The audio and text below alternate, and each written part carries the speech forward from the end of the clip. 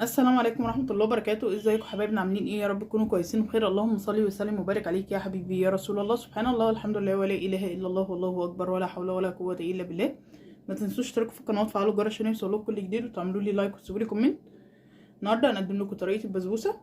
معايا كوبايتين دقيق سمين، اللي هو دقيق السمولينا، اللي هو دقيق البسبوسة، وبيبقى محبب كده شوية. تمام. معايا كوباية الا ربع من السكر، نص كوباية جوز الهند، كوباية زبادي، معلقتين شربات تقيل بتاع الكنافة او عسل ابيض او عسل كلوكوز، اللي هما معلقتين، 3 معالق سمن. يلا بينا نبدأ.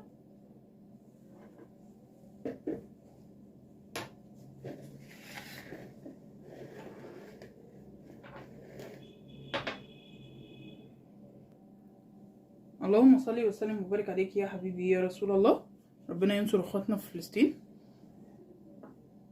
هننزل بقى ب3 معالق من السمن.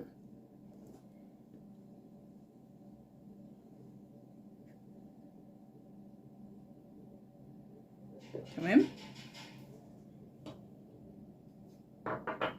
هنزل بالسكر. بسم الله الرحمن الرحيم.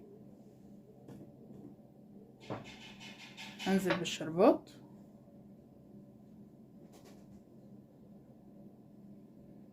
هدوب كل ده مع بعضه.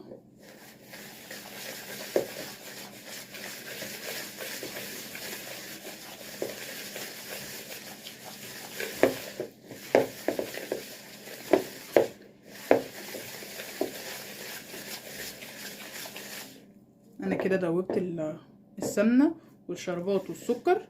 هنزل بقى بكوبايه الزبادي. دي كوبايه زبادي بلدي.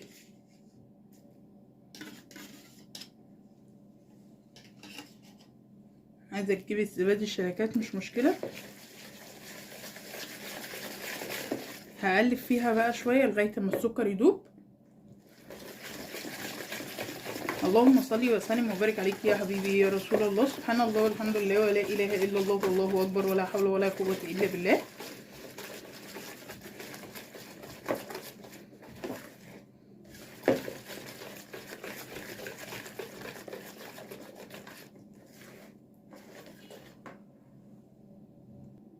زي ما حضراتكم كده شايفين. هنزل بقى بالدقيق. بسم الله الرحمن الرحيم.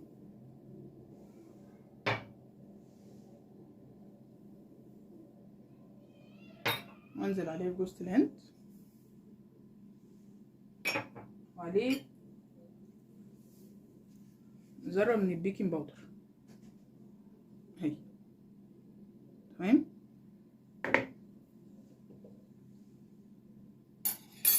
اللهم صل وسلم وبارك عليك يا حبيبي يا رسول الله. طبعا وذره ملح سنه على الرسول صلى الله عليه وسلم اهي، الذره بتاعت الملح عشان ما نحطش ملح كتير.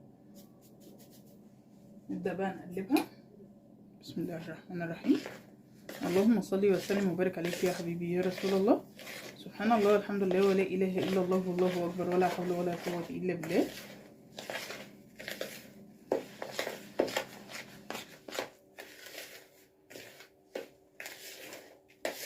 هي طبعا ما بتحتاجش مننا حاجه تاني، هي البسبوسه بتبقى متماسكه كده، بس طبعا بنعجنها بايدينا شويه. اللهم صل وسلم وبارك عليك يا حبيبي يا رسول الله. اهي هي لمت اهي مع نفسها، لمت كلها مع بعض اهي.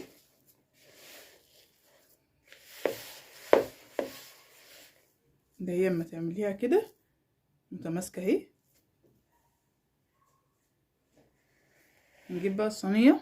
انا دهنيها سمنه، ممكن تدهنيها طحينه، ممكن تدهنيها سمنه وتبطنيها بدقيق على حسب ما انت عايزه.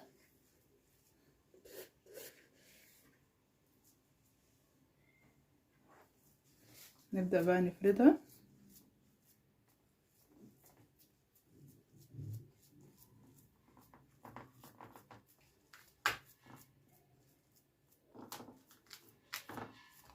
اللهم صل وسلم وبارك عليك يا حبيبي يا رسول الله.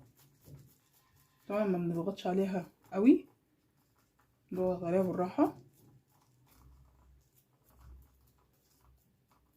تمام. ندخلها طبعا الفرن على درجة حرارة 180 على الرف الوسطاني، تاخد في حدود من 25 دقيقة ل30 دقيقة. طبعا بنبقى مولعين على الشربات، نعمل بردك الشربات معاكم.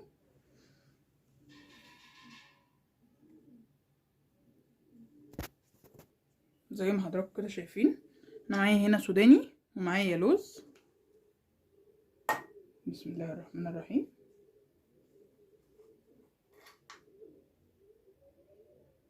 بضغط عليها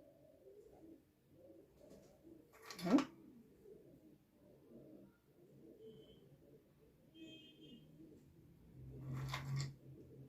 عايزه تحطي سوداني حطي، عايزه تحطي لوز حطي، اللي انت حباه.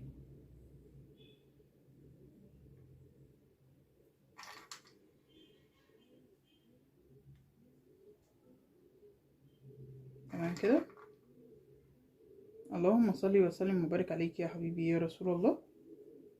سبحان الله الحمد لله ولا اله الا الله والله اكبر ولا حول ولا قوه الا بالله.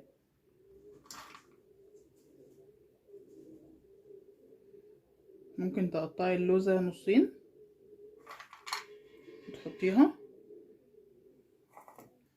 نبدا بقى نحط السوداني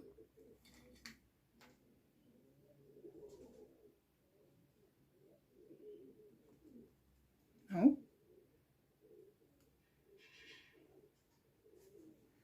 طبعا الشربات بيتعمل كوبايتين سكر عليهم كوبايتين ميه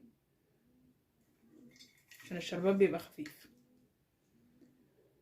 طبعا عصير نص ليمونه، معلقه عسل كلوكوز. تمام كده. معندكيش عسل كلوكوز ما تحطيش عادي يعني. بس طبعا بنخرجها من الفرن البسبوسه ونحط عليها معلقه سمنه بلدي تديها طعم حلو. عشان كده احنا بنحط السمنه كتير، واحنا بنعملها عشان هنحط عليها معلقه سمنه بلدي بعد ما نخلص. تمام. سهله وبسيطه مش مكلفه.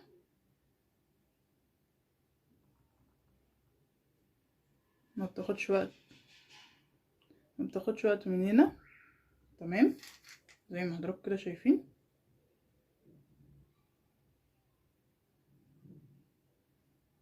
طبعا زي ما قلت لكم اللي هي بتخش على درجه حراره 180 على الرف الوسطاني، تاخد في حدود من 25 دقيقه ل30 دقيقه على حسب بردك كل فرن. بس اهم حاجه تكون النار متوسطه. تمام.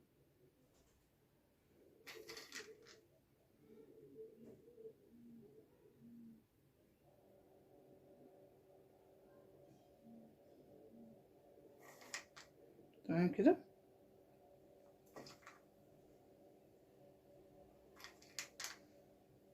واحنا بنحطها في الصينيه ما بنضغطش عليها قوي عشان ما تطلعش معانا مكتومه.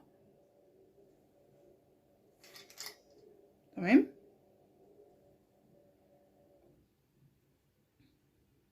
اللهم صل وسلم وبارك عليك يا حبيبي يا رسول الله. سبحان الله والحمد لله ولا اله الا الله والله اكبر ولا حول ولا قوه الا بالله. زي ما حضراتكم كده شايفين. تمام. انا خلصت الصينيه كلها اهي، عملت نصها سوداني ونصها لوز على حسب ما انت عايزه. ممكن تعمليها بالبندق، ممكن تعمليها باللوز، ممكن تعمليها بعين الجمل، على حسب ما المكسرات اللي عندك. ممكن تعمليها بسوداني، ممكن تعمليها ساده. ندخلها بقى الفرن وبعد كده ارجع لكم تاني. زي ما حضراتكم كده شايفين، نعمل بقى الشربات مع بعض. معايا كوبايه ونص من السكر عليهم كوبايتين ميه. هو الشربات البسبوسه بيبقى خفيف. بسم الله الرحمن الرحيم. تمام. وتكون البسبوسه سخنه والشربات سخن. عشان تطلع البسبوسه ناجحه معانا لازم يكون ده سخن وده سخن. تمام. مش زي الكنافه ولا زي الجلاش. انا كده نزلت بكوبايتين ميه عليهم كوبايه ونص من السكر. هقلبهم بس كده شويه قبل ما احطهم على النار، واحط معاهم نص ليمونه. تمام. زي ما قلت لكم اللي البسبوسه بتحب الشربات بتاعها بيكون خفيف. بلح الشام بيحب الشربات تقيل، الكنافه بيحب الشربات تقيل.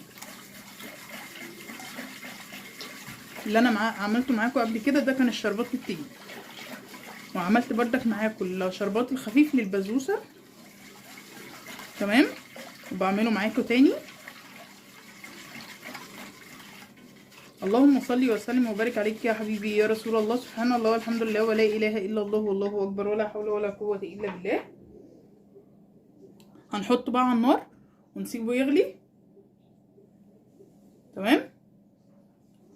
اول 3 غلوات كده نديله اللي هو يغلي قوي مره واتنين وتلاته، وبعد كده نوطي عليه النار لغايه اما البسبوسه بتاعتنا تكون استوت، ويكون هو بردك خفيف ومش هيتقل. طالما انت موطيه النار عليه مش هيتقل، لكن معليه النار هيتقل بسرعه. تمام كده. نحطه على النار وبعد كده بقى ارجع لكم تاني تكون البسبوسه استوت وهو استوى. زي ما حضراتكم كده شايفين طبعا البسبوسه استوت والشربات استوى، الاتنين طبعا سخنين. بسم الله الرحمن الرحيم.